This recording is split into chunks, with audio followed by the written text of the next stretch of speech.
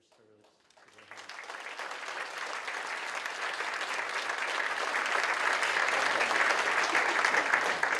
go ahead. Good morning. I usually walk around, but I'm gonna make sure you all can hear me clearly. No problems in the back of the room. I have to bring my outside voice in. Okay. First of all, thank you very, very much. I am ending 10 years at the W.K. Kellogg Foundation, and this is my last official activity on behalf of the foundation. And it is so appropriate that it is with this group. It's also appropriate that it is in Chicago.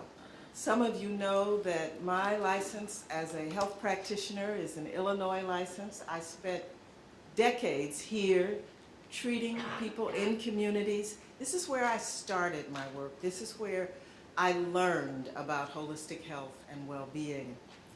This is where I raised my children. So in many ways, this is home for me. So I'm just deeply honored and humbled to be here with you on this day in this place. But perhaps most importantly, and even though there was an announcement made that I was retiring from the foundation, I said, you know, you can't use that word as a verb in the announcement. So it read, I am exercising my retirement option. And leaving the foundation. And what I'm going to do is to open up a center for healing and nature in the Washington, D.C. area in Maryland. Now, thank you. The center, it's been a long time dream of mine. You know, when you lose someone in your life, shockingly and prematurely, there is an innate desire to memorialize them in some way.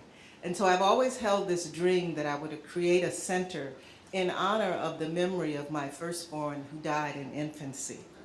Her name was Intianu, and Intianu means noble spirit. And so the center that I'm opening is the Intianu Center for Healing and Nature. So this is just a perfect place to be as I move into this next phase. What I want to share with you today is, you know, whenever you come to a conference filled with academics and practitioners and diverse people who are getting continuing education credits, you know, you have to put the slides together. You'll have to bear with me if I deviate from the slides a bit, because I tend to speak more from the heart, you know, so, but I think it'll all come together nicely. But what I want to share with you in this time is the idea that racial healing is really at the heart of health equity. Now, racial healing is not anti-racism. And one of the reasons we don't say anti-racism is because the consciousness focuses not on the descriptor, but on the thing, right? And so if you say anti-racism, what you're really doing is increasing racism, right? So we say racial healing because what we want to do is increase healing. We want to increase wholeness. We also want to acknowledge the harm that racism has caused. And that's what we really fail to do. Now I'm going to step off a cliff here for a minute and say something that I almost tweeted, but I think it's more than 144 characters. But I heard recently that, and I was so proud of the technology industry has stepped up from PayPal to Facebook to many of the others and said no more white supremacists will be allowed to promulgate their ideology on their sites, right? And this was after Charlottesville. And I thought, wow, this is wonderful. But then, of course, the other side is now there's going to be litigation. And it will probably end up in the Supreme Court saying, you know, no, this is our First Amendment. This is our right to free speech. We can say anything. And so what I thought about, having steeped myself for the last 40 years in understanding the harm and the atrocities that have been created in the name of white supremacy, I said that is no more a matter of free speech than is child pornography. And so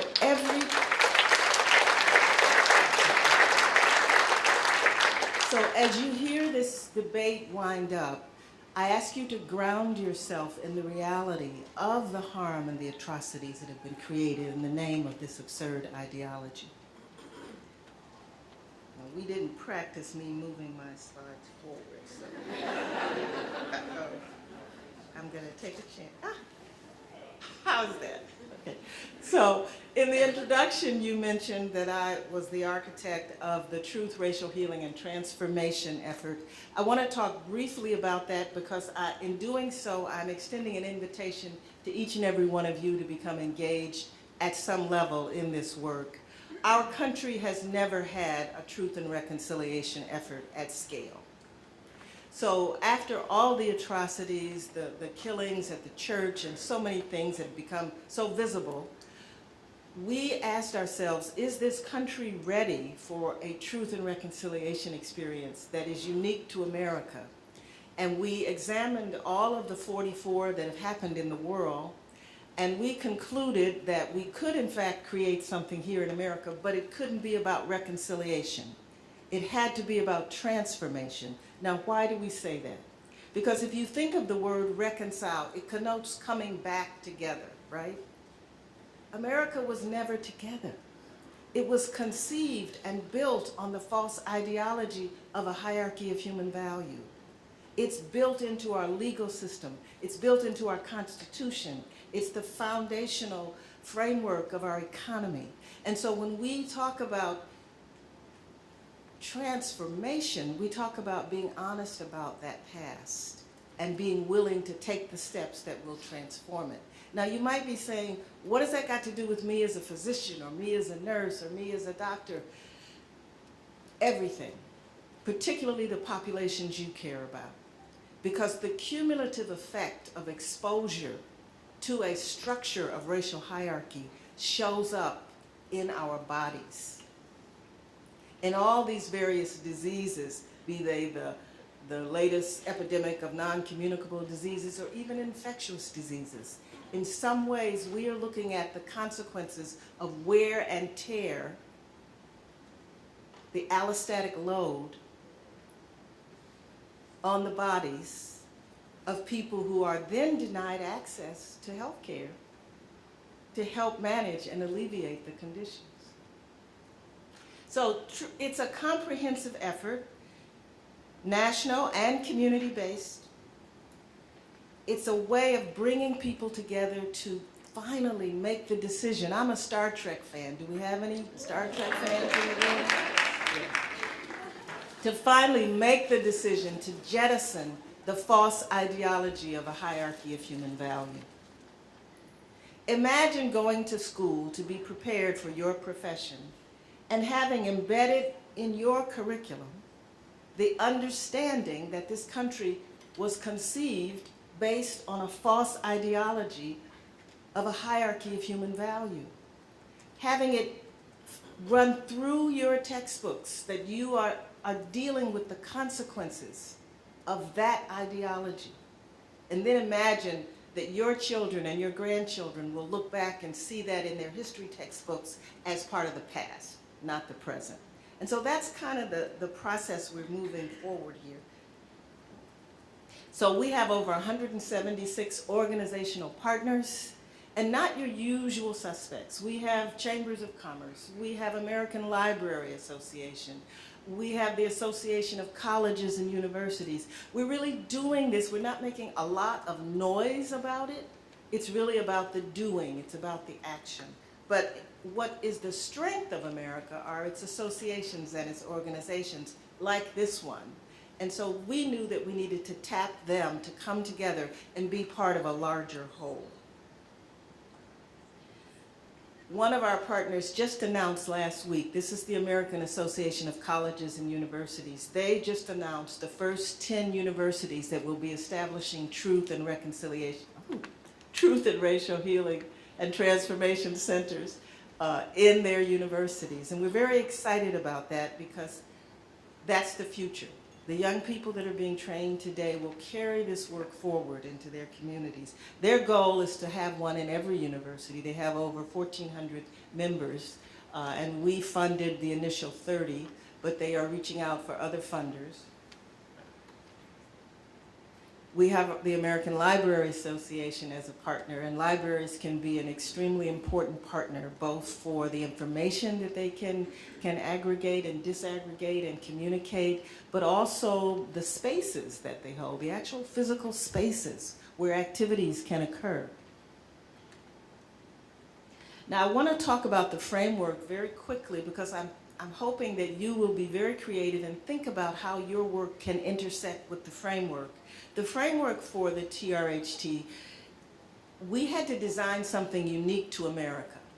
And so we know that a big part of this healing process is changing the narrative in our society, in our culture, telling a more complete story, telling a story that embraces not only the atrocities and obscenities of this adherence to a belief in racial hierarchy, but also the resilience and the courage and the stamina and the creativity of how we have overcome so much of that, and we continue to do so. I know young people that are upset with the election outcome are defining themselves as the resistance. Now, you know, I always code my language because I work for a foundation for a few more days, so I can't be, I can't be too political. So, but they define themselves as the resistance. And I tell them, you are not the resistance, that's the resistance. What happened and what's in that place in Washington, D.C. today on Pennsylvania Avenue is a manifestation of the resistance to the progress that we have been making as a country.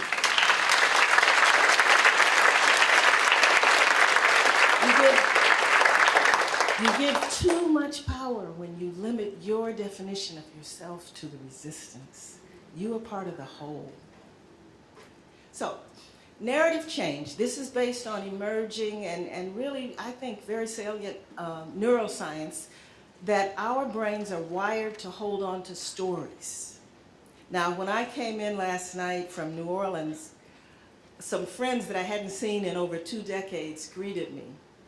And every time I saw them, I remembered a story that we had shared. You know, I remembered an experience about them. And so stories are so important. And I want to share a very quick story with you. One of them has a grandson that just went off to college in Indiana. And they're so excited they were able to send this young man off to college to gather the resources together within their family to pay his tuition for this first year. They warned him, though, they said, do not go to any parties off campus. But being a young college freshman, he didn't listen, right? And he's a likable guy, so he got invited. So he's at this party, he and his roommate. The roommate is off in another room. All of a sudden, the police are at the door. They come in. He's the only African American at this party, right, other than his friend who's not visible. And the police say, we have to arrest you. And they say, but he doesn't understand. He's being arrested because he fits the description of a young woman who said she was raped. Now, they immediately took him off, took him to jail. He was denied access to telephone contact or anything, and as you heard his grandmother tell the story, it really made you weep. And then finally, though, because the roommate was able to get to them and tell them what happened, finally he was able to make contact with his parents. His parents were able to go. All of the people at the party, all of his college friends, they all said, this is impossible. He didn't rape anybody. He's been here with us for the last 5 or 6 hours, you know, whatever it was. So finally they were able to get him out of jail after about a week. But that resulted in him missing his classes and somehow being put out of the university. The family lost the $15,000 that they had managed to get together for his tuition. And of course, some of that was loaned. So now the collectors are saying, pay us back the money. So just think of the cascade of activities and events associated with this moment of a young black man deciding to go to a party. It was because he was black, that not anything else, that he fit the description. And I could tell you 100 stories. But think of the allostatic implications for this young man and this family.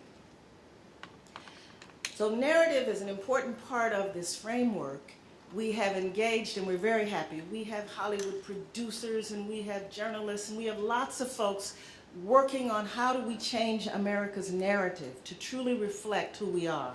The next critical part of the framework is what we call racial healing and relationship building. I love the definition of trust from William Barry about how it's knowing each other, it's sharing stories, it's coming together, it's trusting.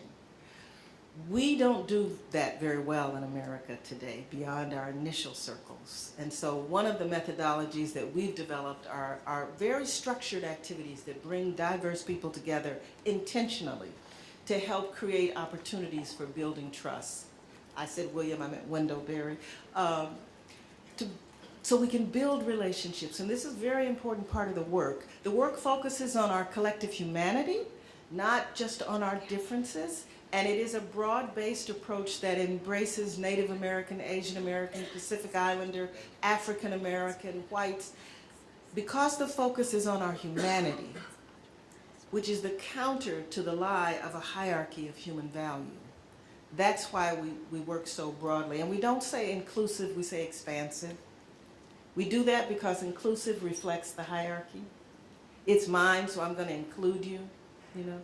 Expansive is a broader concept. Then we asked ourselves in creating the framework, we said, so how has this absurd notion that dates back to the 17th, 16th century, how has this notion been sustained for all this time? This false idea of a taxonomy of human value. And I want you as healing practitioners to know that one of the major vehicles for sustaining this absurdity was the medical profession. If you've ever read the book Medical Apartheid, it's a hard read. I can't get past the first 3 chapters. But the concepts that were exploited in Nazi Germany, the idea of believing that some people were other than human or less than human, it really found its home in our medical world. And so we got to be honest about that. But we asked ourselves, how did they do this? Well, one of the main vehicles for maintaining this ideology of hierarchy of value is through separation.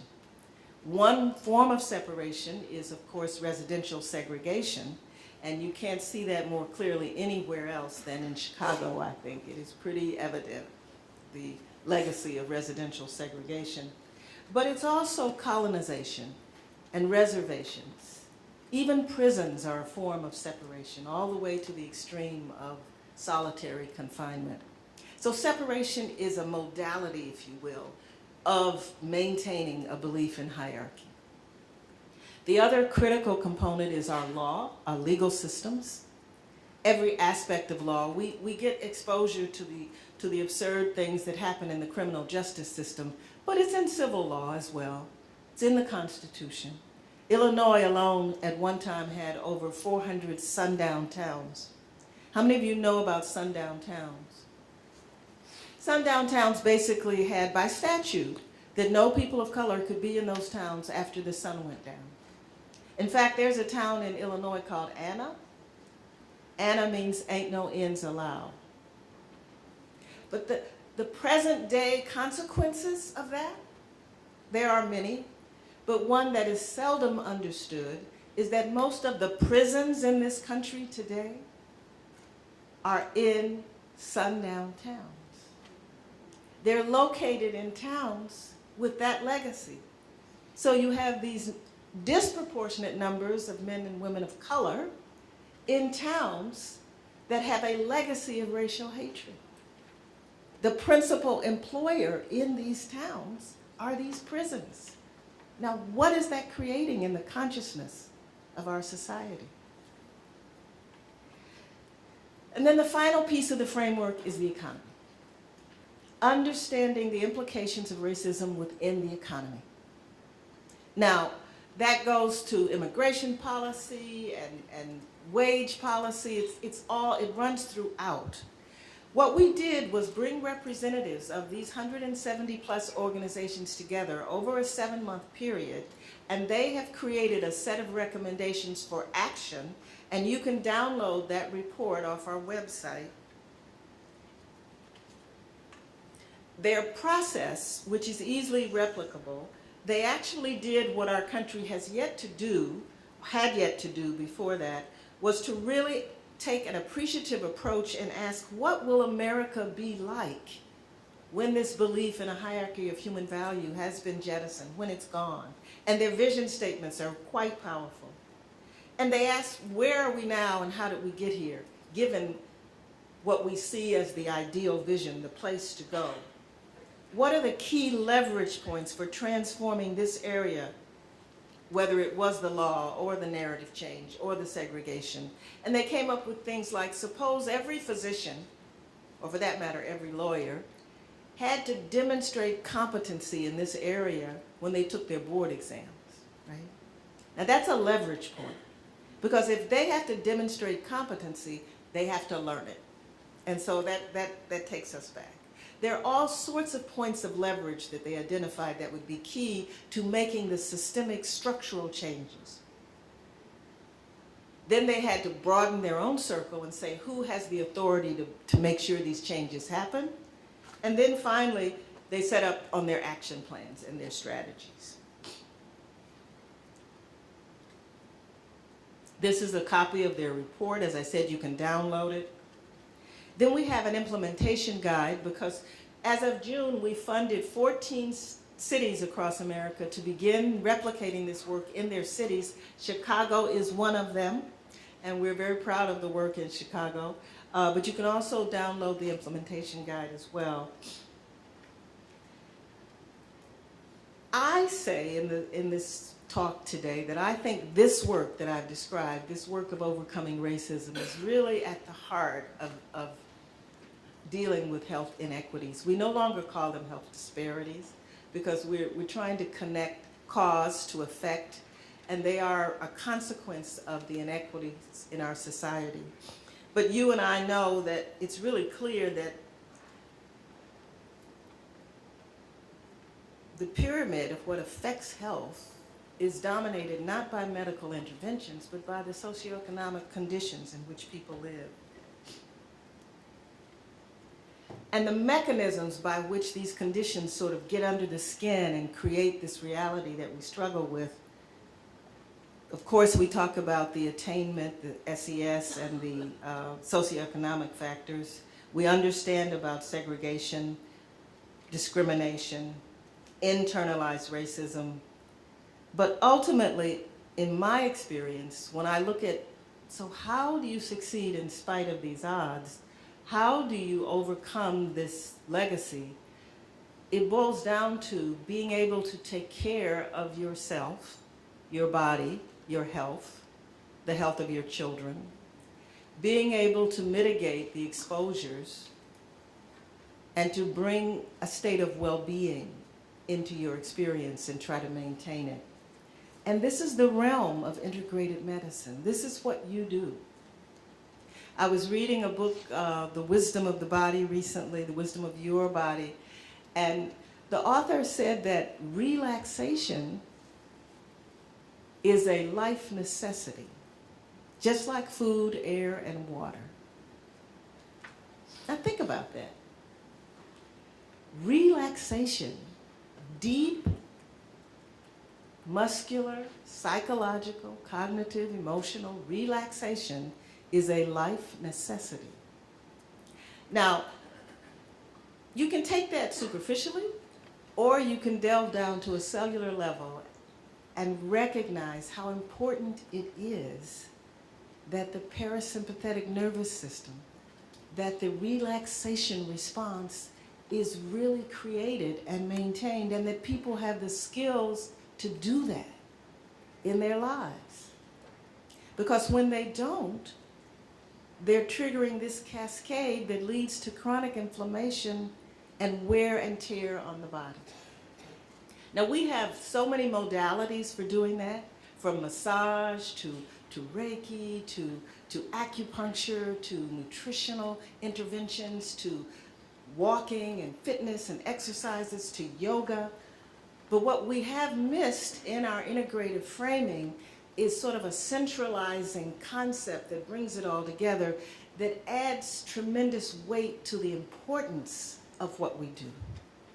It's not just treating and alleviating symptoms. It's building capacity for resilience. And that's why I think this organization is so important. It's not just that you have enough money to go get an acupuncture treatment, or that you have the luxury of going to a spa and getting a massage. It's taking these concepts, understanding their primacy in the wellness continuum, and making these services available broadly to everyone that deserves and needs them. I told you I'd go off script. I think McEwen, I love McEwen, his work he's done on allostatic load, and as he evolved in his understanding, he really zeroed in on the effect on the brain and cognition. Now, I was reading an article this week which came out in 2015, which was really creatively done. And the title is that negative beliefs about aging increase susceptibility, not susceptibility, but actual incidence of Alzheimer's disease. How many in this room are over 50? A few of us, right? So this might be relevant to us, right? That people who have internalized negative beliefs about aging, and they did brain scans, and they looked at cadavers, and they did autopsy. This was a very thorough study. And they found that there was a high correlation between, because this was based on a long longitudinal study of aging, which was done in Baltimore, of your physical appearance. And you can extrapolate, and you can talk about the gender biases, you can talk about sexual orientation biases, you can go on and on. This work and this life for me is focused on racism. When I come back, and I believe I will, I'm going to focus on this male-female, this gender thing. Trust me, that's in there.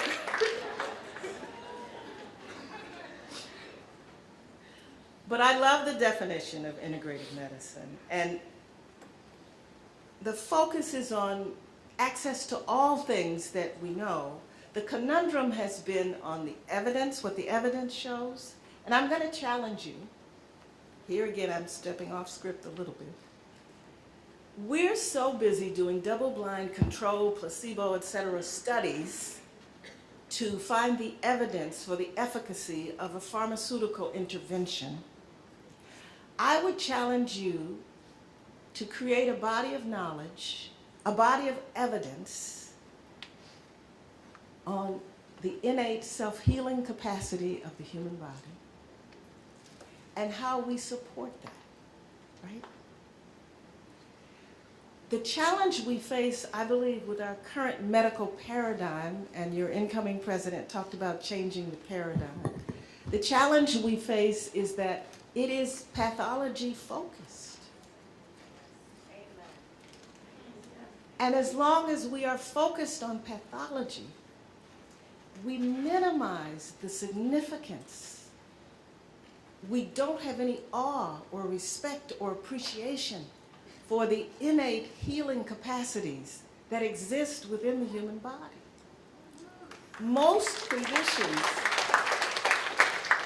and you and I know most conditions are self-limiting. You and I know that most of the conditions that people show up in the doctor's office for have to do with stress. They have to do with pressure. And so I would suggest to you that we need a body of evidence that supports what we know about the innate healing capacities of the human body and how we augment those, how we get out of the way of those. That's a paradigm shift. And I hope that some of you will help to bring that paradigm shift about. And trust me, our beliefs, our cognitive processes have power.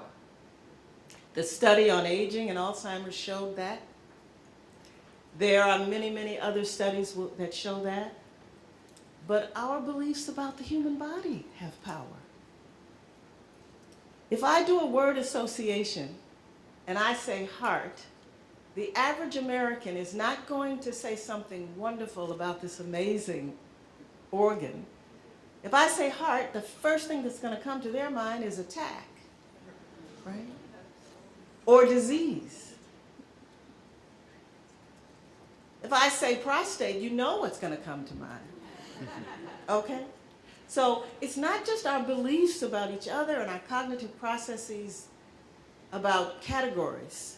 I believe a piece of the work has to do with our beliefs about the human body. And that's why I emphasize the importance of building a body of evidence that reinforces the innate, amazing healing properties that we have. So I was going to talk about some of our interventions that we know work. At this stage in my life, I am really a student. You know how you think you know things, and the older you get, the less you realize you know. But this idea of mindfulness, this idea of meditation and centeredness and focus, it is so liberating. But I think the most important piece of it that doesn't quite make the press, make the headlines, is that it does help to bring about the relaxation response. It does help to elevate the parasympathetic activity. It does help to bring about balance. In addition to preserving the integrity of the neurons of the hippocampus, but we'll go back to that. We know that functional foods are critically important. Even in all of McEwen's excellent work, he has 2 lines where he talks about diet and nutrition. But you know, we could do reams of studies and work, and some have already been done, that relate specific nutrients and holistic nutrition to balancing the body's capacity to respond to stress. Foods are important, and most of what's in our grocery stores today is not food. Manual therapies and body work, you know, it's a basic human need to be touched.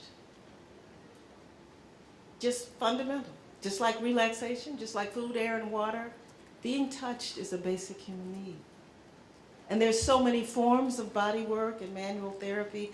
They are not respected in this pharmaceutically driven hierarchy we have in terms of the medical world, but we need to do much more to avail touch. And not touch because you've been trained and certified alone. That's exciting. That's my own discipline, was manual medicine, naturopathy, and naturopathic medicine. But people need to learn how to provide therapeutic touch for one another. Husbands and wives and siblings and communities. Physical activity is absolutely critical. How many of you have standing desks?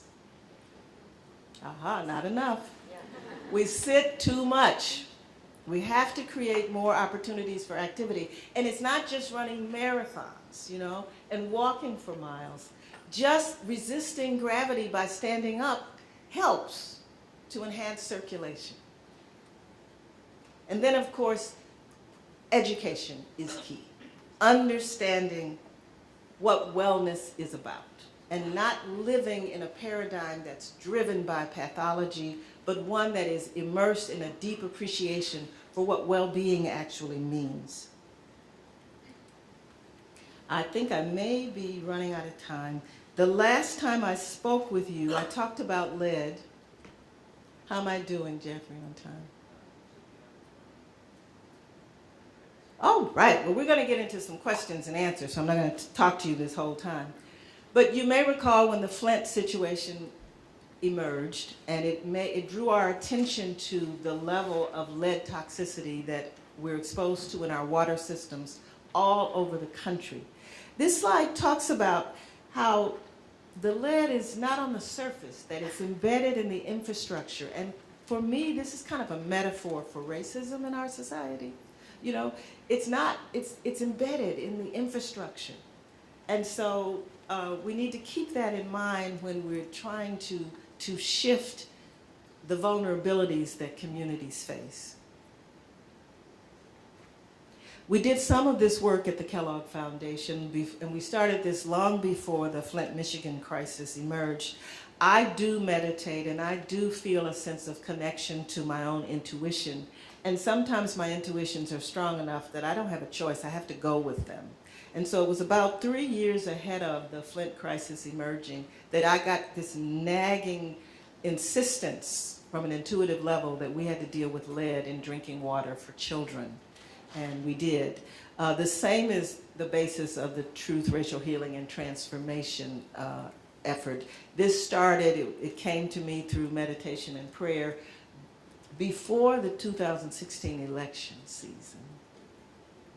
Who could have imagined that we would see neo-Nazis marching on a college campus with torches?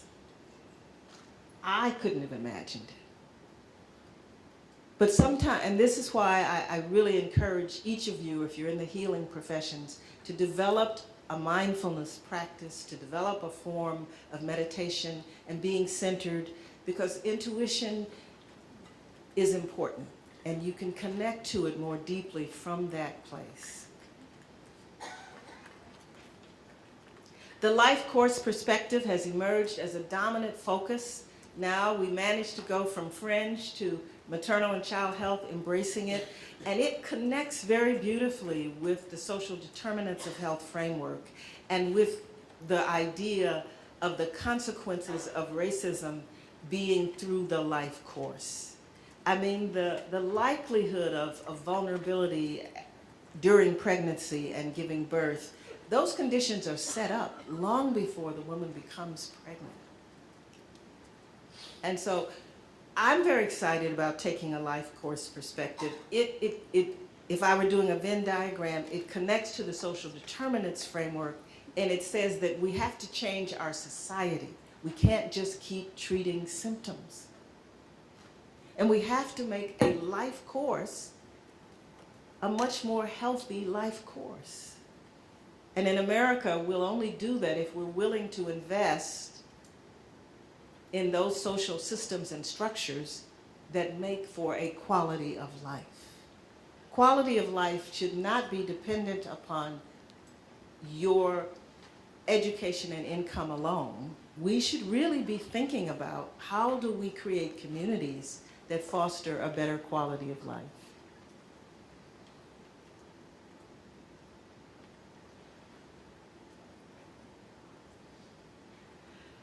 We have to think about the protective factors in communities and the risk factors. One of the most important protective factors is a sense of agency for individuals and groups. And I just share this with you because you are clinicians, most of you, and people will come into your office. When we allow them to think that their health and well-being rests in our hands as clinicians, we take away their sense of agency and power. Some of the more effective and creative interventions around the country, they use small group approaches where those groups reaffirm and reinforce and express their own resilience and their own agency. This is a very important part, I believe, of integrative medicine, building up that capacity for individuals to take charge of their health and well-being. Segregation and isolation are so destructive, and yet they are pretty much the norm for America today. We have got to do a better job of bringing people together. And then ultimately, compassion, empathy, and belonging. I'm working on a book right now on the ABCs of racial healing, and the B stands for belonging. There are clear physiological changes when you experience a sense of belonging, a sense of connection.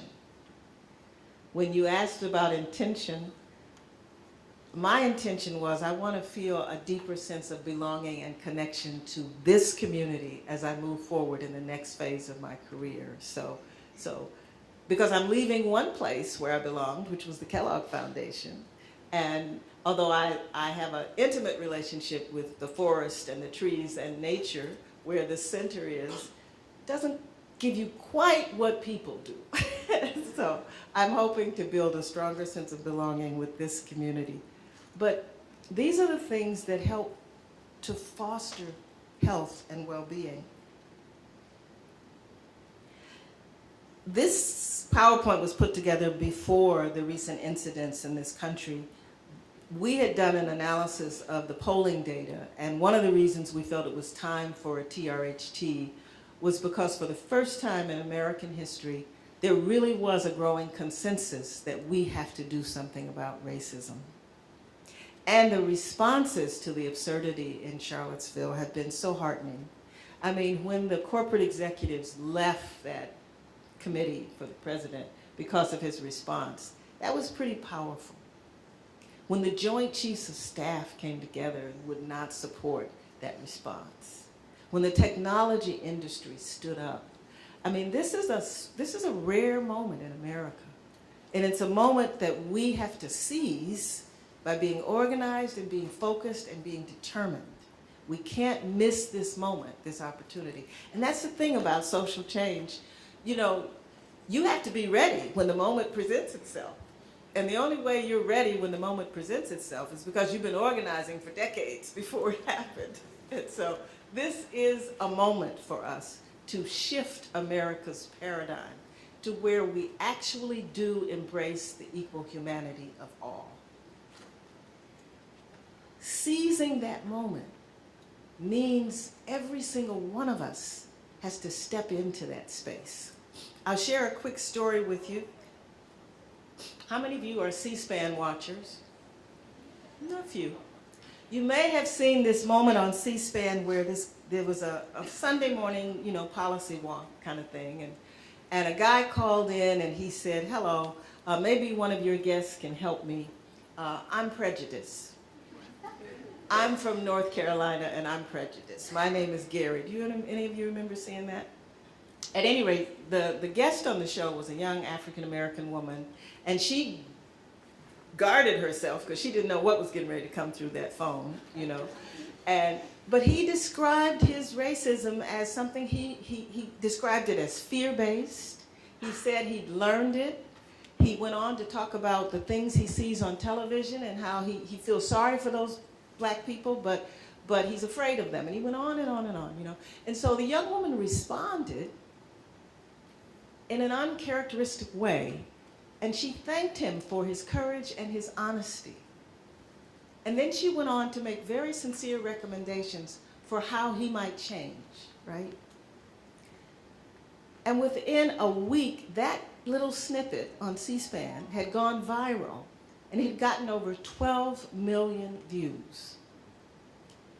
What was in that moment that would have generated that much attention? It was two very different people acknowledging their perspectives and meeting each other at a place of empathy and understanding and commitment to go forward. That young woman is my daughter.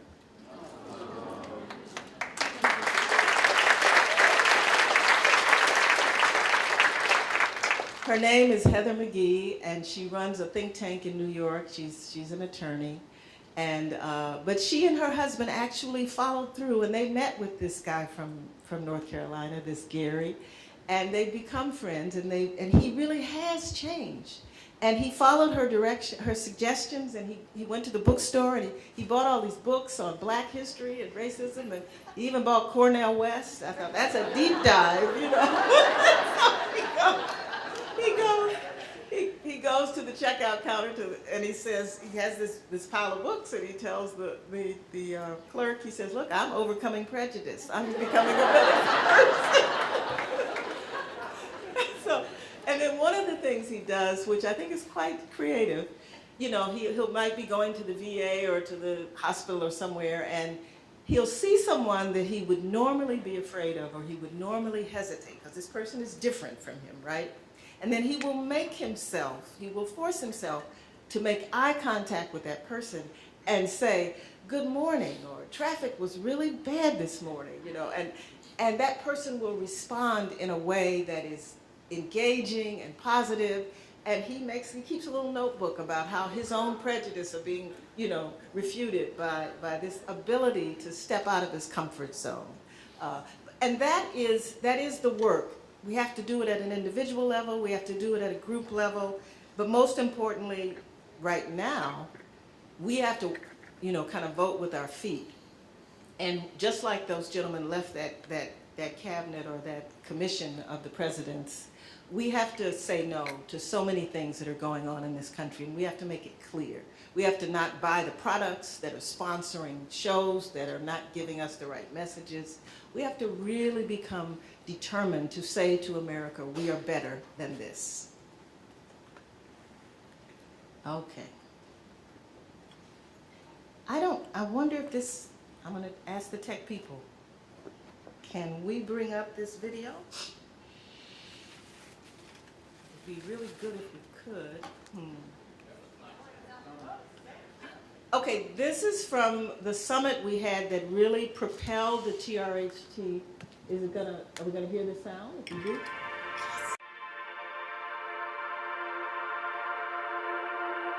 So the healing work is the process of peeling back those layers of denial and coming face to face with our true humanity, coming face to face with our innate capacity to love one another truly as human beings. Love has to be at the core of what we do. It's love for country, love for community, love for family. And above all, love for in the belief of what we can do together. The Truth Racial Healing and Transformation Enterprise is fundamentally created to engage people, to bring a level of discourse into this country that will bring people together as opposed to allowing the continued segregation that tears us apart. When we sit together in circles, when we listen to each other, we begin to recognize that we're all one. Ultimately, we're all one.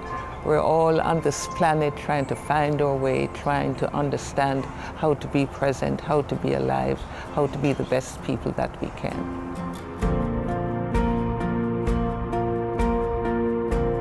Really what we're talking about is how do people see a wrong and with their own voice and vision and purpose fight to change it. And I think it starts with telling our own stories. Every story is impactful in some way, big or small.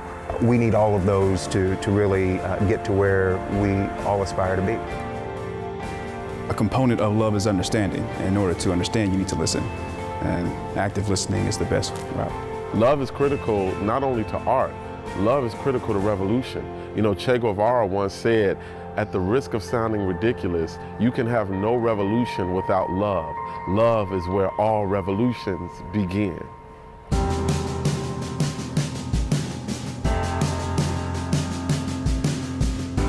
So for me, TRHT is really about getting down to the work that we've needed to get down to for a very long time.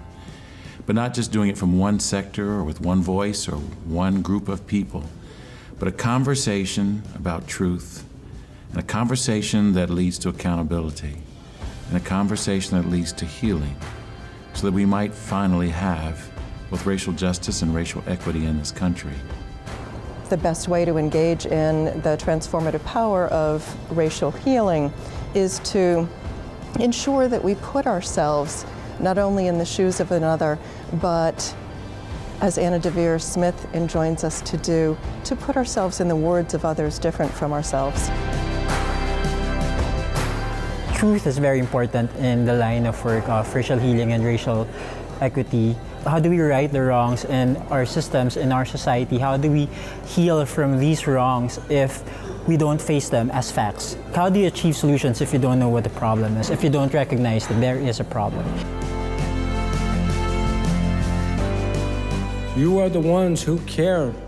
You are the ones who are taking care of the ones who are struggling out there. You're the ones that are making opportunities. And this is an opportunity for you to grow. I believe that in order to change the narrative, we actually have to change the way people act and behave. Simply retelling a story is not what I think we mean by changing the narrative. I think what we mean is change and then tell the true story.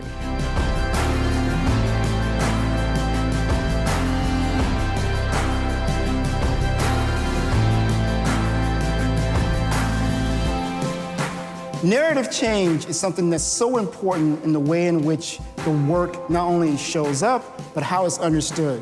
The extent to which we frame things in what we call positive relativism versus then framing things in a negative standpoint gives people the encouragement, the hope, and the idea that they can actually change it.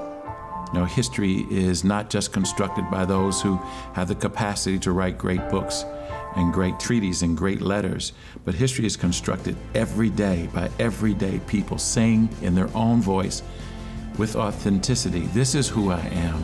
We can change narratives on a personal, institution, community level by starting with ourselves. It's so important for each and every one of us to look within, to explore the biases that we have, both those that we're conscious of and the ones that we're unconscious of. It's the people. Ultimately, the work of truth, racial healing, and transformation, it's about our humanity. It's about people. People developing the capacity, or at least remembering the capacity to see ourselves in one another, to genuinely care for one another, to have empathy that transcends our own group or identity. That's the work that will bring about the public will and the public commitment to create an America that truly lives up to its democratic ideals and principles. I have to be a believer in healing because suffering is too hard. It is the only thing that gives you hope, is that we can take those moments of suffering and hurt and turn them into moments of true healing and purpose.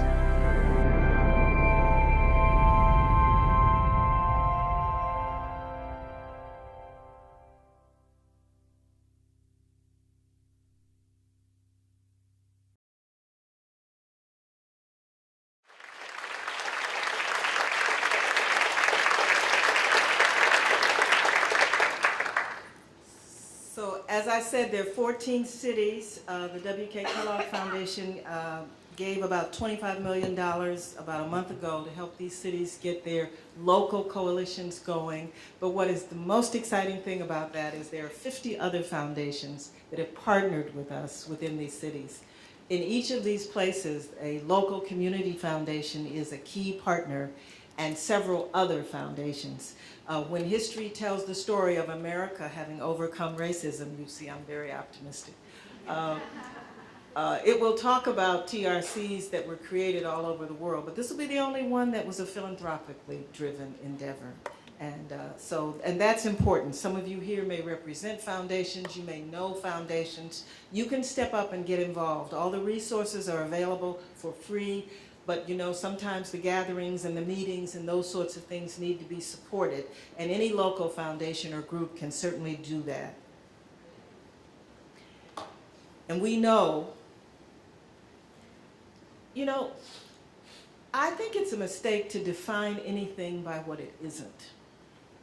And I always worry when I hear the word nonviolence, because once again, we know that the focus is on violence, right? And what drove the civil rights movement was so much more than nonviolence. It was a vision of a beloved community. It was a vision of something more. I remember growing up and reading books, and people of color were defined as non-white, you know. And I'd say, how can I be defined by what I'm not, you know? And so this last slide, returning hate for hate multiplies hate, adding deeper darkness to a night already devoid of stars. Darkness cannot drive out darkness, only light can do that. Hate cannot drive out hate, only love can do that. When the gentleman at the end of the video talked about too much suffering, we as healing practitioners know that we've made a commitment to relieve suffering on some level. My profession, the naturopathic profession, the literal definition is to fix or correct suffering. We've inherited, I believe, from our Creator, the inalienable rights to life, liberty, and the pursuit of happiness. But at the heart of that is the right to be healthy and to be whole. And so I know integrative medicine or some of the practices that may not be part of what is in America mainstream medicine may not get the respect and the honor that they deserve within different circles. But one of my intentions today, in the midst of all of this information, was to help you value and appreciate and honor who you are and what you do, because you know on a day-to-day basis that you are relieving suffering in communities. You are helping to bring about healing and wholeness. You can take some of the principles that we talk about for racial healing, and you can help to heal the divides between the various approaches to health and well-being, because that has to happen too. I have always worked with medical doctors in my career. We have learned to respect each other's boundaries, each other's capacities, not to think that because I took a weekend seminar, I know everything that the other profession knows, but rather to recognize that we work better together in an integrated way and in a complementary way. So it has been an honor for me to be your keynote speaker this morning. I am inviting you to make a commitment to helping our country overcome racism, because it takes us way upstream in terms of preventing and eliminating many of the health inequities that you confront on a daily basis in your practice.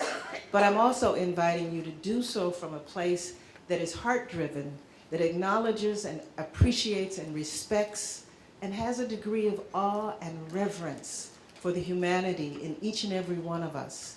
And I think those of us who know the human body, who know its innate ability to heal itself and to repair itself, I think that we can be at the forefront of bringing about this consciousness shift that respects the humanity of all of us, because underneath the skin, we're basically all the same. So thank you all very much.